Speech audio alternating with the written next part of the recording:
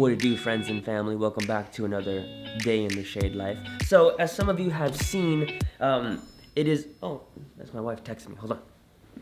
Yeah, that's how I know it's my wife. She's got like a little like... bling, like a magical sound because she's magical. Speaking of my wife, some of you have seen that my last video was about my wife and I, our anniversary, because we're celebrating our 2-year anniversary since we've been married. Super exciting week. So we're going away for our anniversary. So I thought it'd be a good idea to talk about some relationship thoughts and ideas and some tips that have helped me become a better husband, or just helped me along the way. I've learned them from other people, and I'll be honest, they keep me out of trouble. And plus, well, it's Tuesday, so I feel like talking.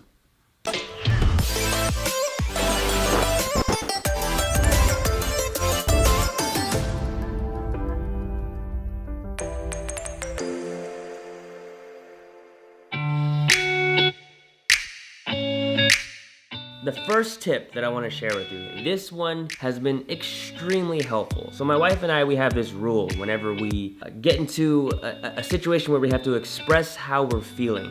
And we always ask, before anything happens, we always ask, do you want me to listen or do you want my opinion? And 9 out of 10 times it's just to listen, because it's important to let people vent. Even if you have the right opinion, or if you think that your idea is better, or whatever it may be, sometimes it's just better to just listen and allow the person to let whatever's in here, just let it out. And listening, I know this is extremely difficult, especially from somebody that loves to talk. Listening. It's so simple, but it's extremely difficult. Here, let me show you something that has been really helpful. Hold on. Let me go to my handy dandy board over here.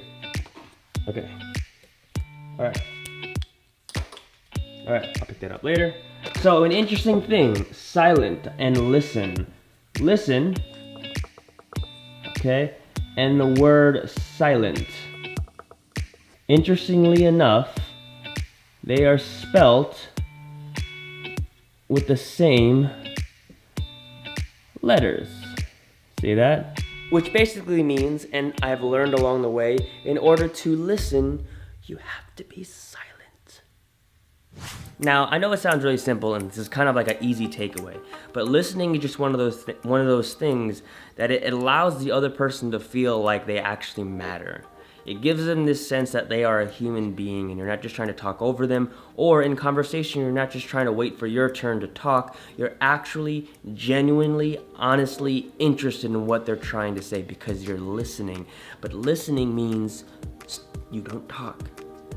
Silence.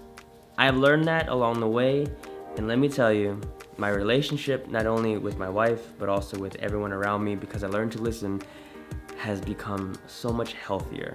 Okay, number 2. I don't know why I did that, but that was 1. That's 2.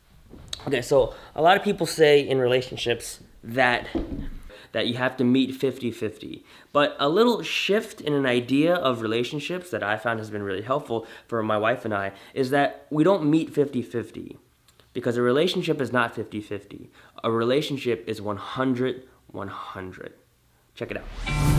Back to the drawing board. Okay, if you were to think about a relationship, right? And you said, well, we meet 50-50. Okay? The only issue is that each person is technically fully 100-100, which means each person is only using 50% of themselves. But that's why relationships are not 50-50. They are all of me and all of you. This. I don't know what that is. So what that means is that I give 100% of me and you give 100% of you. Now this applies in romantic relationships, but also friendships within family. It's not about 50-50, you meeting me halfway and only half of me operating, meeting your half of you. No, it's about all of me being in relationship with all of you. A relationship is not 50-50. A real, honest, true, healthy relationship is 100-100. Not 50-50, 100-100. All right, number 3. I don't know, it's so weird, so corny.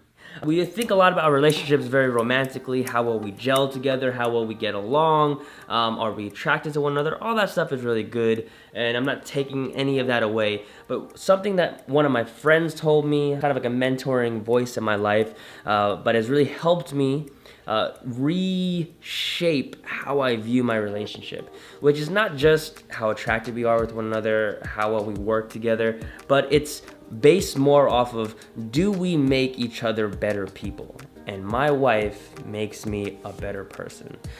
She helps me listen more. She teaches me how to give my all in the relationship, my 100%. She's a selfless human being.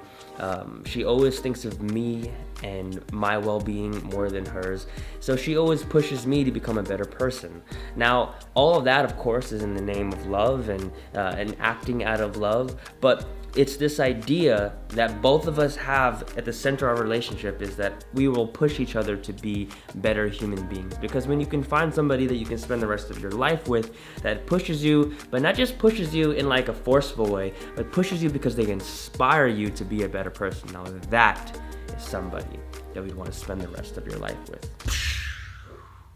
Ah, it was so good. Man, I hope you enjoyed that. I hope you liked it. Just quick little tips. I like to do that on Tuesdays. Tips, tutorials, talks. I don't know, because Tuesdays, I just like talking. So if you like that, man, I hope you did. So hit that like button, tap that subscribe button. I don't know, take that link, toss it up, send it to a friend. I don't know. I know that you got a lot to do, so I don't want to keep you. So do whatever you got to do, and whatever it is you have to do, just make sure that you handle that. Missed it that time. Got it. Whoop.